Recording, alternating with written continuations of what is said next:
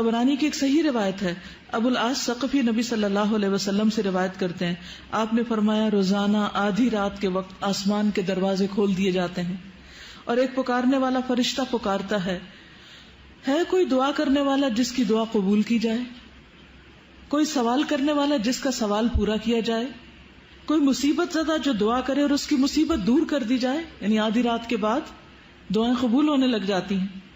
اللہ عز و جل ہر دعا کرنے والے مسلمان کی دعا قبول فرماتا ہے سوائے زانیہ کے جو اپنی شرمگاہ کے ذریعے غیر مرد کو سیراب کرتی. زانیہ عورت جو مرد کا دل بہلاتی ہے زنا کے ذریعے، اس کی دعا نہیں قبول ہوتی. پھر زنا کرنے والے لوگ خود اپنے آپ کو اللہ کے عذاب کا مستحق بنا لیتے ہیں. عبداللہ بن عباس کہتے ہیں رسول اللہ صلی اللہ علیہ وسلم نے فرمایا جب کسی بستی میں زنا اور سود عام ہو جائے تو گویا اس بستی کے لوگوں نے اپنے آپ کو اللہ کے عذاب کا مستحق بنا لیا کہ ان پر کسی بھی طرح کا عذاب آ جائے. پھر اسی طرح زانی کو دنیا میں بھی اللہ کی طرف سے سزا مل کے رہتی ہے. یعنی ایک ایسا جرم ہے کہ جس کی سزا دنیا میں بھی ملتی ہے. حضرت انس کہتے ہیں رسول اللہ صلی اللہ علیہ وسلم نے فرمایا 2 گناہ ایسے ہیں جن کی سزا میں جلدی کی جاتی ہے اور دنیا ہی میں دے دی جاتی ہے. نمبر 1 زنا اور نمبر 2 والدین کی نافرمانی، ماں باپ کی بات نہ ماننا. اور آپ دیکھیے کہ جو شخص ایسی بیماریوں میں مبتلا ہو جاتا ہے، یعنی زنا جیسی بیماری میں مبتلا ہو جاتا ہے، تو پھر اس کو ایمان کیسے رخصت ہوتا ہے؟ اس گناہ کو چھپانے کے لیے جھوٹ پر جھوٹ بولتا چلا جاتا ہے. ایک نہیں کئی ایک جھوٹ بولتا ہے.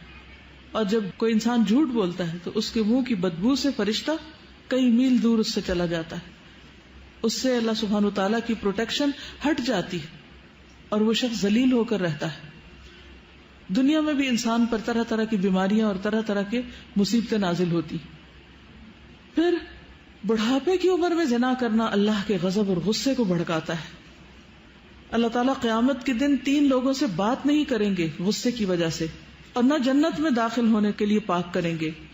ابو معاویہ حدیث کے راوی نے کہا اور نہ ہی اللہ سبحانہ وتعالیٰ ان کی طرف نظر کرم فرمائیں گے اور ان کے لیے دردناک عذاب ہے. نمبر 1 بوڑھا زانی، دوسرا جھوٹا حکمران، اور تیسرے متکبر فقیر.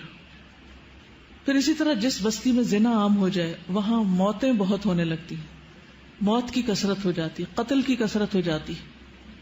پھر اسی طرح کسی بھی غیر حاضر شخص کی بیوی سے زنا کرنے والے شخص پر اللہ تعالیٰ قیامت کے روز ایک سانپ مسلط کر دیں گے.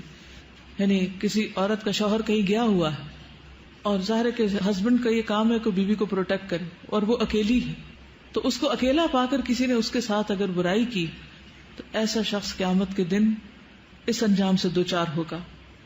عبداللہ بن عمرو کہتے ہیں رسول اللہ صلی اللہ علیہ وسلم نے فرمایا جو شخص کسی غیر حاضر آدمی کی بیوی کے بستر پر آ کر بیٹھتا ہے اس کا انجام اس شخص جیسا ہے جسے قیامت کے روز زہریلے سانپوں میں سے ایک سانپ ڈسے گا. پھر ہمسائے کی بیوی سے زنا کرنے کا عذاب یا اس کی سزا کسی بھی دوسری عورت کے ساتھ زنا کرنے سے 10 گنا زیادہ ہے، کیونکہ ہمسایوں کا حق ہمسائیگی بھی پامال کیا گیا. حضرت مقداد بن اسود کہتے ہیں رسول اللہ صلی اللہ علیہ وسلم نے اپنے صحابہ سے دریافت فرمایا زنا کے بارے میں تمہارا کیا خیال ہے؟ صحابہ نے عرض کی زنا کو اللہ اور اس کے رسول نے حرام قرار دیا ہے، لہذا وہ قیامت تک حرام ہے.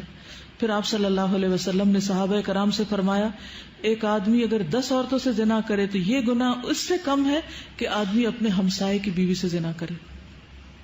ہمسائے کی بیوی سے زنا ایک تو حق ہمسائیگی پامال ہوتا ہے، اس کے علاوہ کیا وجہ ہے کہ اس کو کیوں زیادہ برا کہا گیا؟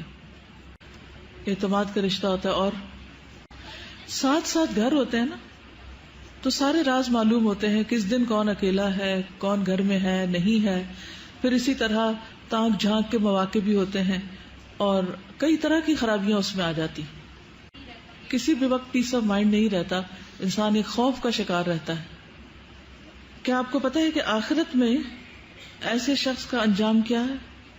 کسی کو معلوم ہے؟ جو دنیا میں زنا کرتا ہے قیامت کے دن اس کا انجام کیا ہے؟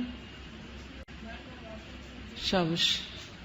سمرہ بن جندب نبی صلی اللہ علیہ وسلم کی حدیث روایت کرتے ہیں، آپ نے فرمایا کہ معراج کے موقع پر جب آپ نے جبریل سے پوچھا، اور ایک اور روایت آتی ہے کہ خواب میں آپ نے یہ دیکھا سب منظر، اور انبیاء کے خواب حقیقت ہوتے ہیں، سچے ہوتے ہیں.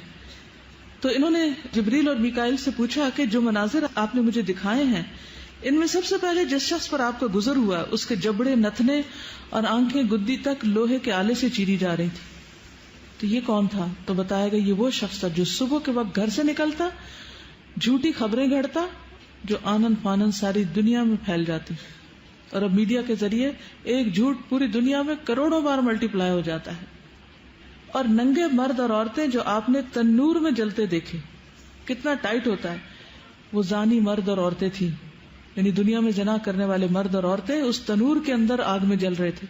اور تیسرا شخص جو خون کی ندی میں غوطے کھا رہا تھا، جس کے منہ میں بار بار پتھر ڈالے جا رہے تھے، یہ وہ شخص تھا جو دنیا میں سود کھاتا تھا۔